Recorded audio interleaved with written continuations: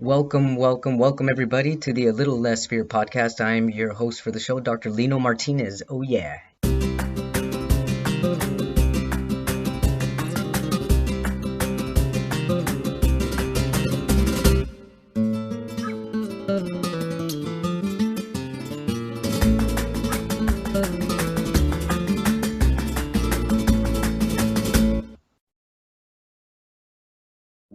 Welcome back everybody to the A Little Less Fear podcast. I'm very happy to introduce my guest today, Marnye Moore with Envision Results. She's from South Carolina, which I've never been because I want to visit some of the original 13 colonies in the United States, but welcome to my show. Thank you so much for having me. It's such an honor to talk with you today. My pleasure. So I'm going to give you three key words, and from those three key words, choose which one you want to start with and let our audience know why you chose these words. Okay. So the first word is going to be self-awareness. Second is goals versus greed. And third, law of attraction. Okay. I think I will go with goals versus greed. That's a good one. Why goals versus greed? So let me back up.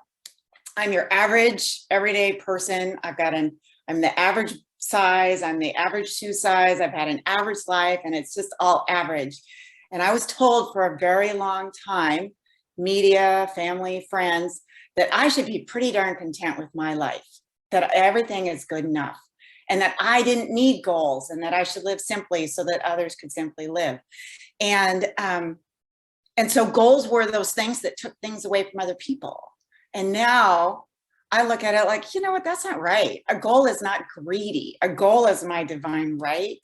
And the more that I can do for myself, acquire physically, financially, mentally, and spiritually, the more I have to give to other people.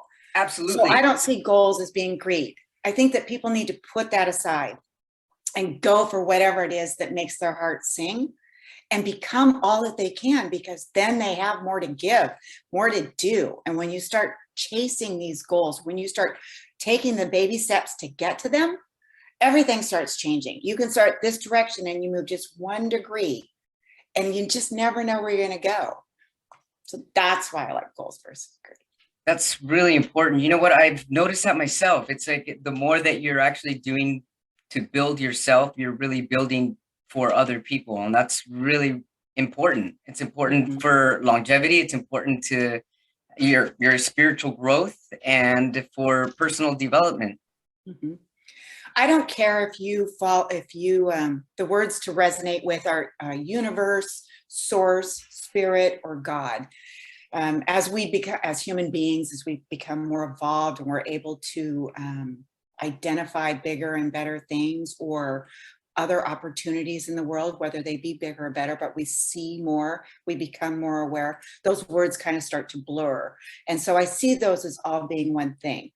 And we're all connected through energy. I mean, everything in the world is made up of atoms and molecules. Everything is energy.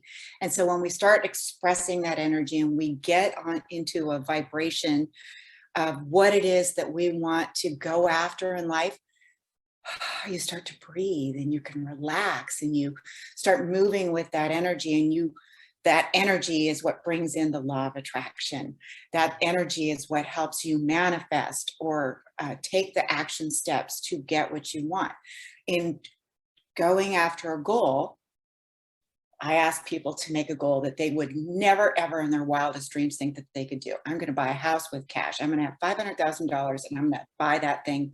That one over there, 3 blocks, 2 acres, the big veranda, all of those little bells and whistles. And that is going to be my goal. And it's going to be something that's going to be amazing. But in that journey, there are these other little goals, these little steps. What am I going to do in exchange for the money, that $500,000? Well, how much do I need to make? And it just becomes a step-by-step process rather than this big looming, I can't even get my mind around it, I'm not going to do it. And so we just take it a bit at a time. And it's not about being greedy. It's about developing you. And it's about providing for your friends and your family and your church, your community, those causes that mean something to you. And what means something to you may not mean something to me, but we're all in this together, and we're all expressing this energy of making something better. Yes, absolutely. Wow.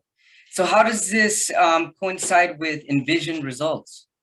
So years ago, I was an executive assistant, and I was in a very well-paid job in a very comfortable company, and it was all fabulous and wonderful.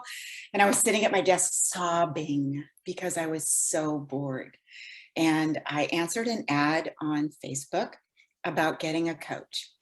And she walked me through the steps of finding goals. She walked me through the steps of changing my self-image. She walked me through the steps of getting self-confidence. And when I said, I don't really have any goals. I'm fed, I'm clothed, everything is fine. I've got a job. And she's like, she called crap on it. She said, no, that's not even close, because you're sitting at your desk sobbing. You know that there's more that you should be doing. Something. That's so true.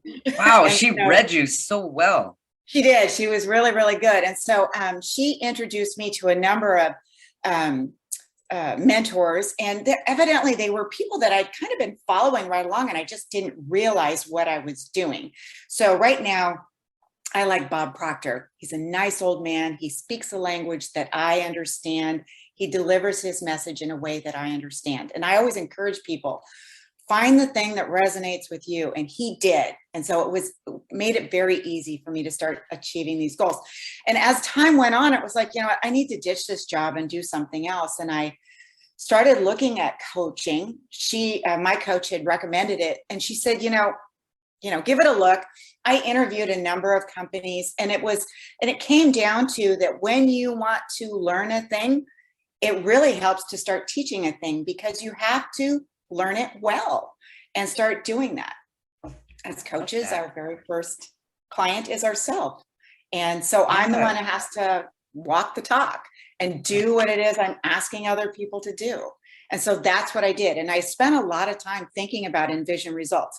What did I want to do? And part of it is, building that vision board so that the picture is always in front of you, and having that vision in your heart and in your mind, what it is you're going to do.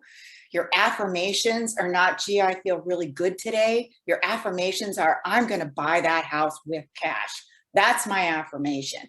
I need to know what it is that makes me move forward. And there are ups and there are downs, and life is not always the easiest thing, but we get there step by step. Yes, we do get there.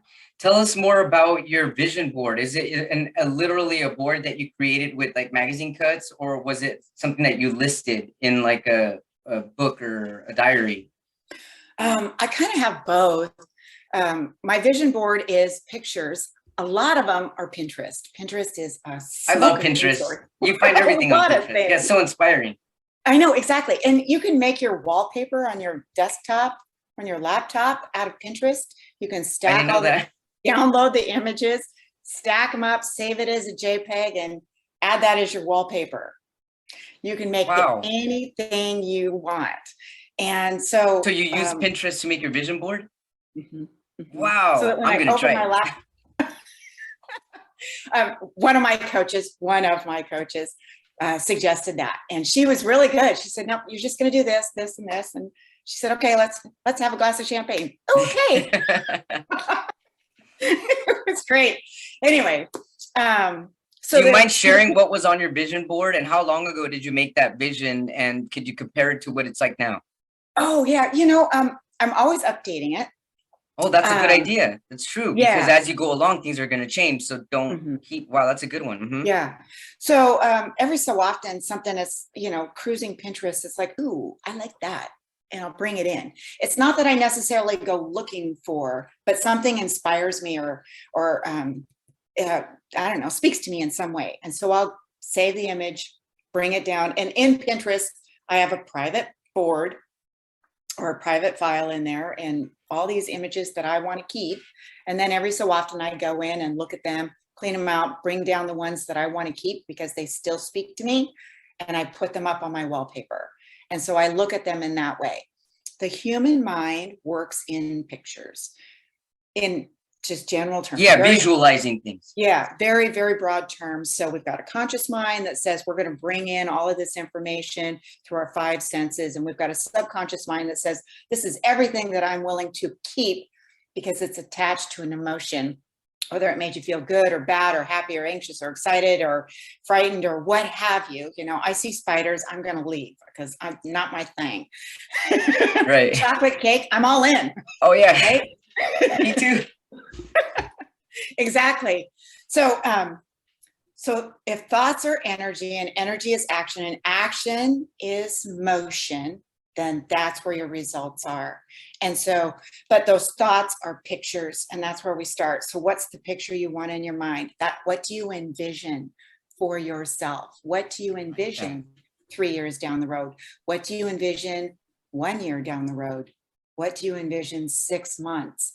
And when you start backing it up, you can see the steps that you're going to be taking. You're going to see the journey. And when you start living as if that goal is done, that's the way I live.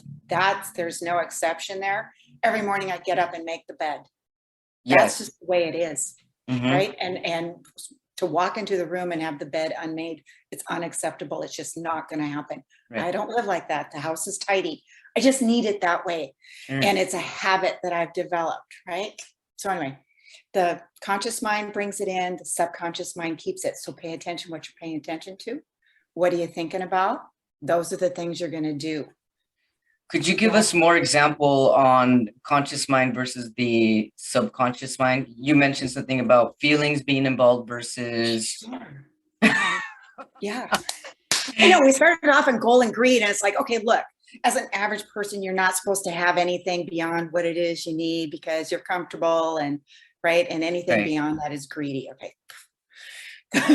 Conscious mind, subconscious mind. So the conscious mind is, let me see. Let's break it down as simple as, let's pretend someone has no idea what the word subconscious and conscious means. Sure. So so in very broad terms, the conscious mind, let's say, the conscious mind is where we take in through our sight, smell, taste, touch, and hearing. Those are just the stimulus that we receive every day, right? And it's just rolling around in our brain. And then the subconscious mind is the suitcase, the attic, or the basement where we start packing those things away because they have meaning and we have embraced them in some way, shape, or form. And you'll notice that as you go through life, people say, you know, if you have an upbeat attitude, you'll see better things in the world. You'll see what it is you're expecting to see. So if you expect to see good things, you'll start seeing good things. If you expect to have a bad experience, most likely you'll have a bad experience because you've programmed yourself to do that. Your subconscious mind is programmed with everything that you took in through your five senses. And you said, yep, I can work with that.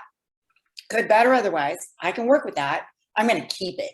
And as you stack these things on top of each other, you get these things called paradigms. And it's just a little, you know, a stack of habits, right? And I want to say by the age of 30, 35, 97% of what we do is habit. Brushing your teeth, tying your shoes, driving your car, going to work, you know, picking up a pencil, doing this, this, and this. And so we take all these habits, we put them together, and that becomes a paradigm or a stack of habits. And what I want you to do is unwind that, open it up, pull out a bad habit, stick a better one in, and put it all back together. And that's your subconscious. And it takes time because your subconscious is programmed over time. Sure is. Repetition. You know, when you're little, read it, do it. You took time to learn to drive a car, it took time to learn to tie your shoe. And so it's all that stuff that you're not thinking about that your body and your mind just does automatically. And that's your subconscious. And you can't stop it. It's there. It's the thing that's going to move you. If you're happy, you're going to behave in one way. If you're sad, you're going to behave in another way.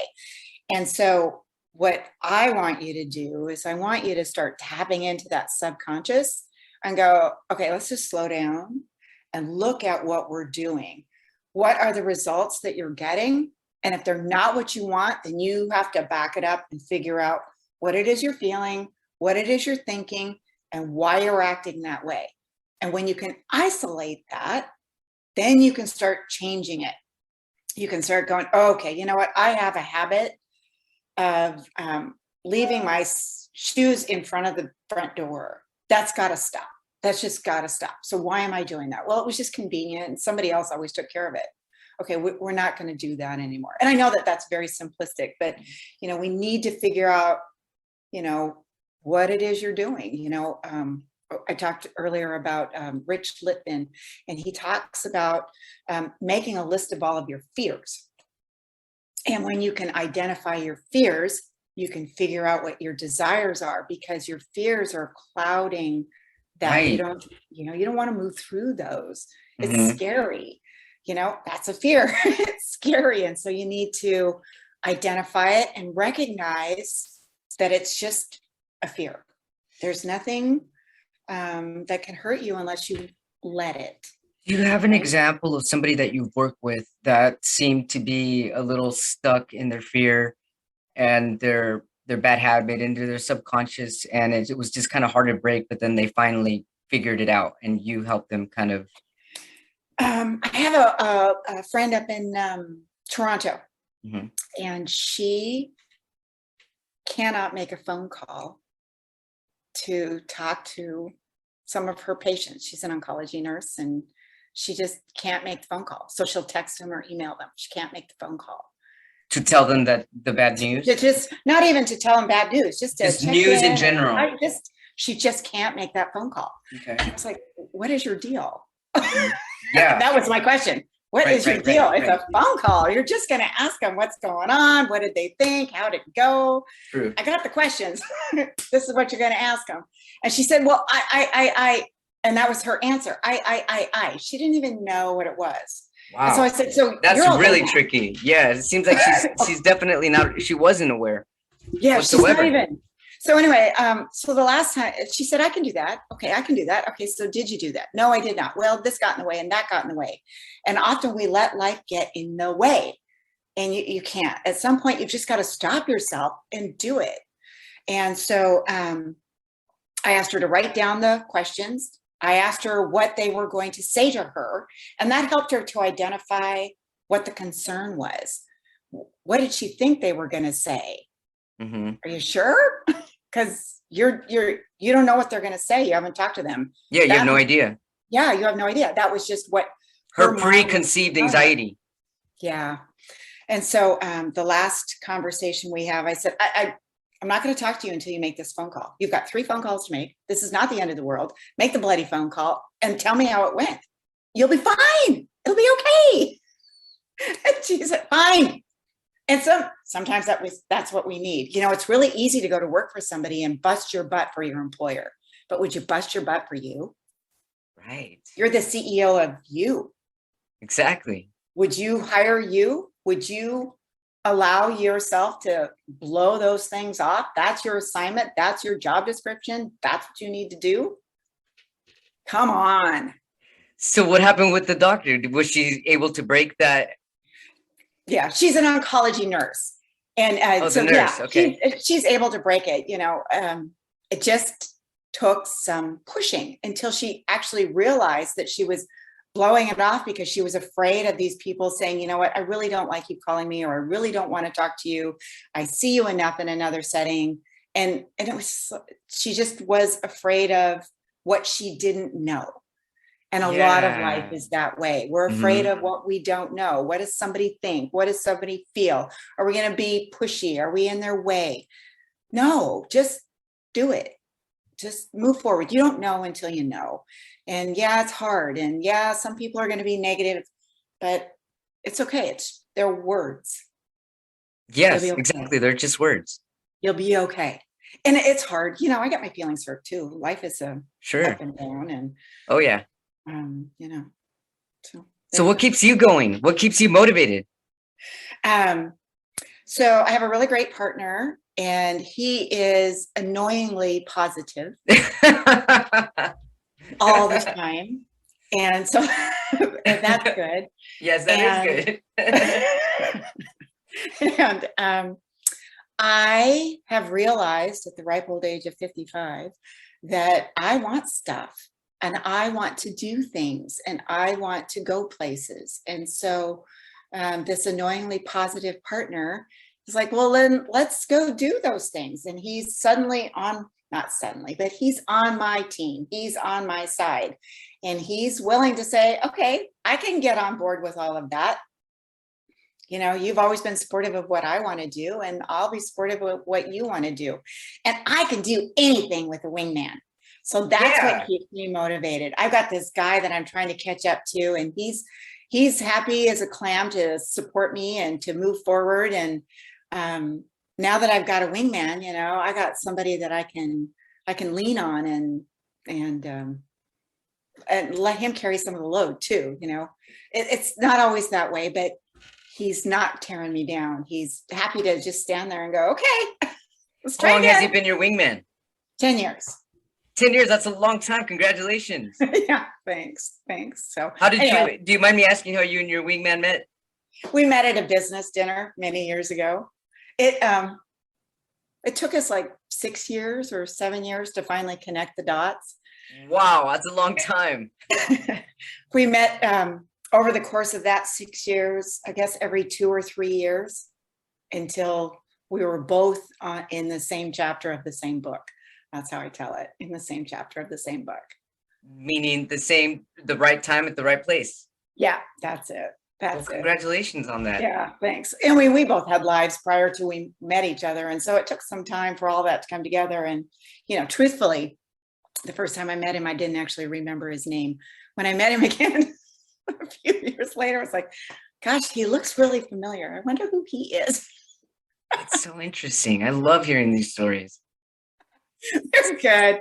So where do you, Marnye, where do you see Envision results in the future? What do you see doing with your company? So right now, what I see is I have one-on-one clients, and those are really fun because it allows for a lot of intimacy in the conversation. I see it coming together. I kind of feel like in the back of me that there's a book coming out called Stuck to Started. Because that's who I was. I just needed a way to get started. And once I got started, it was so much easier. Oh, yeah. And, you know, sometimes you just need a boost. You know, Chris, that, you know, come on. Yeah, cheerleader. Yeah, let's go. You can do this. Right. So I see that. And I see passive income. I see a life of working with people, of talking to rooms of people, of doing lunch and learns. I like lunch and learns. They're, you know, 5 to 10 people and you can talk and it's a little bit intimate, and it's, you know, 30 to 45 minutes of go fight, win. You can do this. What are your results telling you? How do you want them to change? And what's standing in your way? Let's work on that confidence and that self-image. Those are really fun to do because people come out of it going, you know what, I needed that today. You know what, I've got something I've got to do. You know what, I've had this idea. Thanks for the motivation. Thanks for telling me it's going to be good and inspiring. Sometimes we just need that. Yeah, that's so awesome that you call yourself a life coach, a mentor, a counselor. I mean, which title do you usually give yourself? All of them, all of the above? Yeah, I think all of the above. You know, sometimes when you tell somebody that you're a personal coach, they look at you like you're going to sell them a used car and you just kind of start backing up. Right.